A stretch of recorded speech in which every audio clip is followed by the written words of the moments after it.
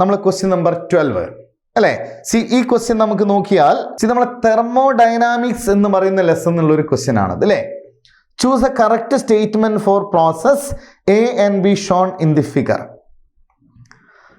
ഈ പ്രോസസ്സിൽ നിങ്ങൾ നോക്കിയാൽ അല്ലേ, ഇതിൽ ഈ പ്രോസസ്സ് ബിയും പ്രോസസ്സ് എയും രണ്ട് പ്രോസസ്സ് നിങ്ങൾ കാണുന്നില്ലേ അല്ലേ. അതിൽ എ എന്ന് പറയുന്ന പ്രോസസ്സ് ഉണ്ട്, ബി എന്ന് പറയുന്ന പ്രോസസ്സ് ഉണ്ട്. ആ പ്രോസസ്സ് ബി എന്താണ്?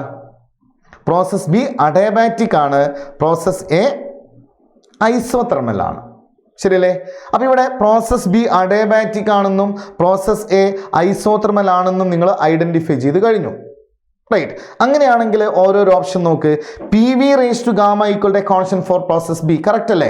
ഇത് അഡയബാറ്റിക് പ്രോസസ്സിൻ്റെതാണ് ഇക്വേഷൻ ആണല്ലോ അല്ലേ. അപ്പോൾ P V raise to gamma equal to constant എന്ന് പറയുന്നത് അഡയബാറ്റിക് പ്രോസസ്സ്. ഇത് കറക്റ്റ് ആണ്. അപ്പോൾ ബി എന്ന് പറയുന്ന പ്രോസസ്സ് അഡയബാറ്റിക് ആയതുകൊണ്ട് ഇത് കറക്റ്റ് ആണ്. P V equal to a constant for process ശരിയാണ് അല്ലേ. ഐസോതെർമൽ പ്രോസസ് ആണെങ്കിൽ P V equal to constant ആണ് അല്ലേ. അപ്പോൾ നമ്മുടെ 1 എന്ന് പറയുന്ന ഓപ്ഷൻ കറക്റ്റ് ആണ്. ഇനി സെക്കൻഡ് നോക്കിയാൽ P V equal to K for process B and A കാണാം. രണ്ടും ഒരേ പ്രോസസ് ആണല്ല, ഇത് തെറ്റാണ് അല്ലേ. ഇനി തേർഡ് പ്രോസസ്സ് നോക്കിയാൽ എസ് അല്ലേ, P raise to gamma -1 into T raise minus gamma equal to constant അല്ലേ. അത് അഡയബാറ്റിക് പ്രോസസ്സിന്റെ ഇക്വേഷൻ ആണ് അല്ലേ. T equal to constant, temperature constant അല്ലേ ഫോർ പ്രോസസ് എ കറക്റ്റ് ആണ്. അപ്പോൾ 3 എന്ന് പറയുന്ന ഓപ്ഷനും കറക്റ്റ് ആണ്.